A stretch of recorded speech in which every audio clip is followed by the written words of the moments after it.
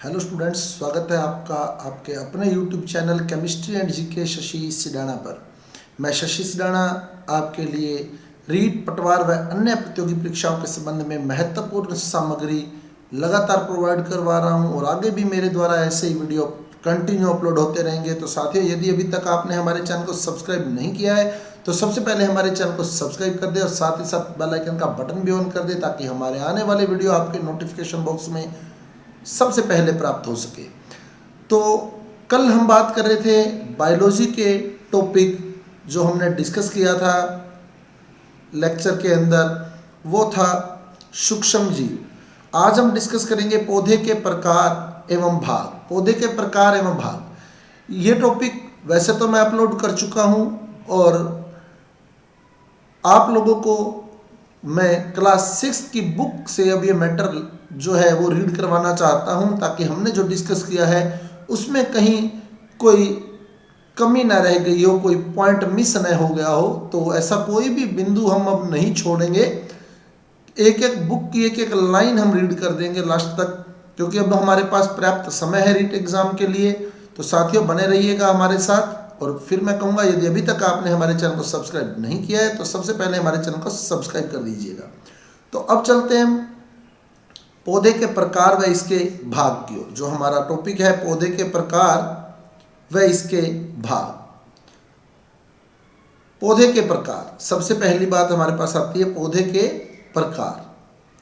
तो पौधे के प्रकारों को बांटने के हमारे पास पौधे के प्रकार, तो पौधे के प्रकार को 9वां चैप्टर ये क्लास 6 के अंदर पुराने सालों की किताब में था, पिछले साल की किताब में था। इस साल ये 9वां चैप्टर नहीं है 6th की बुक के अंदर। तो हमारा जो रीड का सिलेबस है वो इसी के अकॉर्डिंग तैयार किया हुआ है, तो हम इसलिए इस बुक को फॉलो कर रहे हैं। पौधे के प्रकार व इसके भाग। तो पौधे के प्रकार आकार के आधार पर, आकार के आधार पर पौधे को शाख, झाड़ी और वृक्ष में बांटा जाता है। पौधे का वर्गीकरण आयु के आधार पर, आयु के आधार पर, आरोहण के आधार पर, आरोहण के आधार पर, फिर पौधे के आवास और पौधे के विभिन्न भागों के कार्य। तो अब हम 1 बाय 1 सारे पॉइंट जो हमारे अध्ययन बिंदु दिए गए हैं इस चैप्टर के अंदर उसको डिस्कस करने वाले हैं। तो देखते हैं हम क्या कहता है हमारा टॉपिक। तो ये कहता है कि सबसे पहले कि हमारे घर के आसपास किसी बगीचे में अगर हम जाएं तो वहाँ कई प्रकार के पौधे होते हैं। कुछ बड़े होते हैं, कुछ छोटे होते हैं।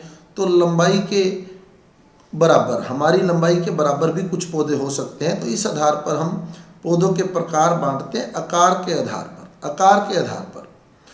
तो बगीचे में कई प्रकार के पौधे उगाए जाते हैं, जिसमें कई पौधे अत्यंत छोटे, कुछ मध्यम आकार के और कुछ बड़े बड़े वृक्ष होते हैं। तो ये कहता है, अवलोकन कीजिए एक बगीचे का और उसमें पौधे छांटिए आप, घास के समान कितने पौधे हैं, मध्यम आकार के कितने पौधे हैं। तो ये टेबल जो है ये हमारे रीड के अकॉर्डिंग हमें करने की ज़रूरत नहीं है, लेकिन इसके आगे चले अगर अपन तो हमारा जो टॉपिक है आगे वो कहता है।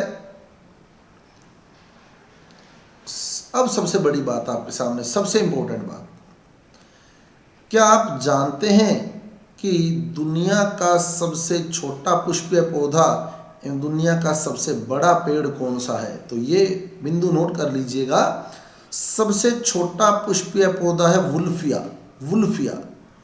और मोटाई में सबसे बड़ा पेड़ जर्मन शेरमन है। मोटाई में सबसे बड़ा पेड़ जर्मन शेरमन, जिसका वैज्ञानिक नाम सिकोएडेंड्रोन गिंगेटियम, सिकोएडेंड्रोन गिंगेटियम। और लंबाई में सबसे लंबा पेड़ जो है वो यूकलिप्टिस, जिसे हम सफ़ेदे के नाम से जानते हैं। तो सबसे छोटा पुष्पीय पौधा वुल्फिया, मोटाई में सबसे बड़ा पेड़ जर्मन शेरमन और लंबाई में सबसे लंबा पेड़ यूकलिप्टस, जिसे हम सफ़ेदे के नाम से जानते हैं। तो ये बात आप लोग जो मैं हाईलाइट कर रहा हूँ उसको नोट करते रहिएगा। एक नोटबुक आप लोग साथ में लगा लीजिए, जो मेन मेन बातें मैं हाईलाइट कर रहा हूँ उसको आप नोट कर लें। अगर बराबर नोट नहीं करते हैं तो आप स्क्रीनशॉट ले लें और उसके बाद जैसे ही क्लास खत्म होती है उसके बाद अब आप इसे अपनी नोटबुक में नोट कर लीजिएगा। उसके बाद कहता है अगले पैराग्राफ में, कुछ पौधे बहुत छोटे होते हैं, कुछ बड़े होते हैं, कुछ पर लाल पीले सफ़ेद फूल लगते हैं। तो आइए हम समझने का प्रयास करें कि पौधे को आकार के आधार पर कितने भागों में बांटा जा सकता है। तो पौधे को आकार के आधार पर जो बांटा गया है वो आगे बांटा गया है। शाक, हर्ब्स बोलते हैं जिसे हम, शूप या झाड़ी शब, और वृक्ष या पेड़ यानी ट्री, 3 भागों में। शाक, सबसे पहले शाक। शाक कम ऊंचाई के पौधे हैं। तुलसी का पौधा शाक की कैटेगरी में ही आता है। तुलसी का पौधा शाक की कैटेगरी में, और हल्दी का पौधा भी शाक की कैटेगरी में आता है। हल्दी का पौधा जो है वो शाक की कैटेगरी में आता है। और सबसे बड़ी बात, अगर आपसे पूछ लेता है शाक की जो ऊंचाई होती है वो कितनी होती है, तो वो 1 मीटर से कम रखी गई है। शाक की ऊंचाई 1 मीटर से कम होती है।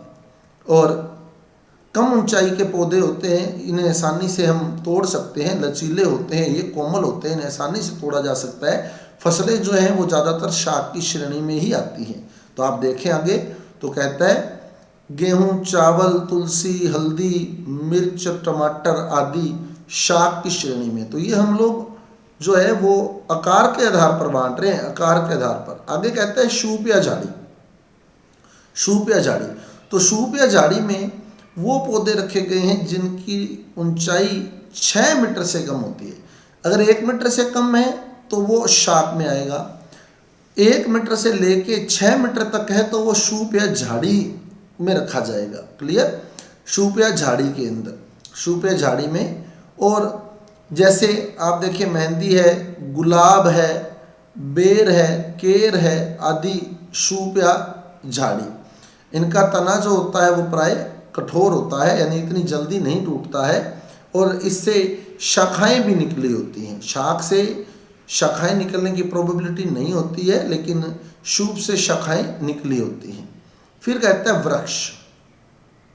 वृक्ष, तो वृक्ष क्या है? वो पौधे जो बहुत लंबे हैं, कठोर हैं, और इनमें जो तने होते हैं उनमें छाल पाई जाती है। जो शर्ब थे उनमें तना तो होता है पर छाल नहीं होती। वृक्ष में छाल होती है, तने के ऊपर छाल होती है, और इसमें बहुत बड़े बड़े पेड़ जैसे नीम, बरगद, पीपल, आम, ये इसमें आ जाएंगे। अब नेक्स्ट चलें, क्या कहता है हमें, यह भी जाने। तो इसमें यह कहता है कि जब हम लोग फसलें लगाते हैं खेत के अंदर या बगीचे के अंदर, तो कुछ अनावश्यक पौधे भी आ जाते हैं, कुछ अनावश्यक पादप जो उनकी वृद्धि में बाधा उत्पन्न करते हैं। ये जो पादप होते हैं ये जमीन से लवणों का ज़्यादा अवशोषण कर लेते हैं, और उन पौधों को वो लवण जो खनिज लवण है प्राप्त नहीं हो पाते जो फसलें हमने लगाई थी। क्योंकि ये अनावश्यक पौधे जो होते हैं, अनावश्यक पादप जो लग जाते हैं बगीचे के अंदर, ये इनमें खनिज लवण अवशोषित करने की क्षमता ज़्यादा होती है। ऐसे अनचाहे या अनावश्यक पौधों को हम खरपतवार कहते हैं। अनावश्यक पौधे क्या कहलाते हैं? खरपतवार। ये जो खरपतवार है, अनावश्यक पौधे हैं, ये पोषण के लिए, श्वसन के लिए, प्रकाश के लिए, हमारी जो उपयोगी फसलें होती हैं उनके साथ कंपटीशन करते हैं, प्रतिस्पर्धा करते हैं, और इनमें खनिज लवण अवशोषित करने की क्षमता, प्रकाश को ग्रहण करने की क्षमता उन हमारी उपयोगी फसलों की तुलना में बहुत ज़्यादा होती है। इसलिए खरपतवार बहुत जल्दी वृद्धि करते हैं। तो खरपतवार खेत में आने वाले या बगीचे में उगने वाले, खेत में उगने वाले अनावश्यक या अनचाहे पौधे खरपतवार कहलाते हैं। फिर कहते हैं क्या सभी पौधों की उम्र एक समान होती है? बिल्कुल नहीं। कुछ पौधे 1 वर्षीय होते हैं, कुछ द्विवर्षीय होते हैं, और कुछ बहुवर्षीय होते हैं। तो उम्र के आधार पर भी अपने पौधों को बांटते हैं। तो कहते हैं क्या सभी पौधों की उम्र एक समान होती है? क्या कुछ पौधे अल्पजीवी और कुछ दीर्घजीवी होते हैं? बिल्कुल, कुछ अल्पजीवी और कुछ दीर्घजीवी होते हैं। आइए इसे भी हम जानने का प्रयास करते हैं। तो खेत में वर्तमान में कौन सी फसल उगाई गई है किसान के द्वारा? इस फसल को कब बोया जाता है, कब काटा जाता है, कब फल प्राप्त किया जाता है, कितना समय उसे बोने और काटने में लगा है, 1 वर्ष में पकने वाली फसलें कौन कौन सी हैं, किन पौधों की उम्र 2 वर्ष है और किन पौधों की उम्र कई वर्षों तक होती है। तो जो 1 वर्ष में पकती हैं वो 1 वर्षीय पादप होते हैं, ये द्विवर्षीय हो गए, ये बहुवर्षीय हो गए। तो अब ये उम्र के आधार पर पौधों को बांटा गया है। तो पौधों का वर्गीकरण किस आधार पर? आयु के आधार पर या उम्र के आधार पर। तो कुछ पौधे 1 वर्ष तक जीवित रहते हैं, कुछ 2 वर्ष तक और कुछ कई वर्षों तक। अतः आयु के आधार पर पौधों को 1 वर्षीय पौधे, ऐसे पौधे जिनका जीवन काल 1 वर्ष अथवा 1 ऋतु तक होता है उन्हें वार्षिक पौधे कहते हैं। जैसे मक्का, ज्वार, बाजरा, सरसों, मटर आदि इसमें आएंगे। फिर द्विवर्षीय पौधे, वे पौधे जिनका जीवन काल सामान्यतः 2 वर्ष का होता है द्विवर्षीय पौधे कहलाते हैं। जैसे प्याज, पत्ता गोभी, गाजर जो है वो द्विवर्षीय पौधा है। फिर बहुवर्षीय पौधे, वे पौधे जो 2 से ज़्यादा वर्षों तक जीवित रहते हैं, इनमें काष्ठ यानी लकड़ी का निर्माण होता है। ये पौधे सामान्यतः ग्रीष्म में बसंत की ऋतु में पुष्पित होते हैं। और बहुवर्षीय पौधे जो होते हैं सामान्यतः बड़े एवं छायादार वृक्ष हैं, जैसे नीम, चीड़, बरगद आदि। तो बहुवर्षीय का तो अपने को ध्यान ही है। 1 वर्षीय और द्विवर्षीय के एग्जाम्पल तैयार कर लीजिएगा आप कि 1 वर्षीय कौन से हैं। फसलें जो है हमारी वो 1 वर्षीय होती हैं लगभग, क्योंकि किसान जो है वो जल्दी उनसे फल प्राप्त करके आगे बेच देता है। फिर कहता है आरोहण के आधार पर। आरोहण के आधार पर जो पौधे हैं, आरोहण मतलब ऊपर चढ़ना, जो पौधा वृद्धि कर रहा है वो जो है, एक तो होगा क्या कि ये पौधा आरोहण के आधार पर अगर पौधों के प्रकार देखें, एक तो होगा जो सीधा ग्रोथ करेगा, एक जमीन के सारे ऐसे फैलेगा। जो सीधा ग्रोथ कर रहा है, ऊपर की ओर बढ़ रहा है, वो होता है आरोही पौधा। और जो जमीन के सारे फैलता है वो होता है वलरी पौधा। वलरी पौधा एक होता है आरोही और एक होता है वलरी। तो आरोहण के आधार पर पौधे जो होते हैं वो 2 प्रकार के होते हैं। आरोहण के आधार पर पौधों को 2 प्रकारों में बांटा गया है। पौधे के 2 प्रकार होते हैं। कौन कौन से? एक तो आरोही क्या है? आरोही वे पौधे हैं जिनमें पौधों को ऊपर चढ़ने के लिए सहारे की आवश्यकता होती है। कुछ पौधों में धागेनुमा संरचनाएं पाई जाती हैं। इन संरचनाओं को प्रतान, टेंड्राइल कहते हैं। प्रतान पर्णवृंत पत्ती या तने का रूपांतरित स्वरूप है। जैसे मटर है, ककड़ी है, करेला है, तुरई है आदि आरोही पौधे हैं। और कुछ पौधे ऐसे होते हैं जो ऊपर की ओर वृद्धि नहीं कर पाते, वो होते हैं वलरी पौधे, क्रीपर बोलते हैं जिन्हें। ऐसे पौधे जिनका तना अत्यंत कोमल होता है, ये सीधे खड़े नहीं रह सकते और जमीन के सहारे वृद्धि करते हैं। जमीन के सहारे तो ये जमीन पर ही रेंग कर क्षैतिज दिशा में वृद्धि करते हैं और काफ़ी जगह घेरते हैं। तो आप डायग्राम में देख रहे हैं, इस डायग्राम में देखिए आप, जमीन के बिल्कुल ऊपर ये पौधा बिखरा हुआ है। तो इनमें आरोही पौधों के समान प्रतान नहीं पाए जाते। उदाहरण तरबूज है, कद्दू है, खरबूजा है, ये वलरी पौधों की श्रेणी में आएगा। तो ये नीचे एग्जाम्पल दिए हुए हैं, कौन से पौधे आरोही हैं और कौन से पौधे वलरी हैं। तो ये एग्जाम्पल आपने नोट करने हैं। इंपॉर्टेंट क्वेश्चन है, यहाँ से आपसे क्वेश्चन पुट किया जा सकता है, इनमें से कौन सा पौधा आरोही श्रेणी में रखा गया है। फिर आता है पौधों के आवास के आधार पर। तो आवास के आधार पर जैसे जलोदभिद है, मरुदभिद है, समोदभिद है, ये पौधे आ जाएंगे। ये हमने पूरा अनुकूलन एक चैप्टर डिस्कस किया था, उसमें ये सारी बातें आपको बताई थी।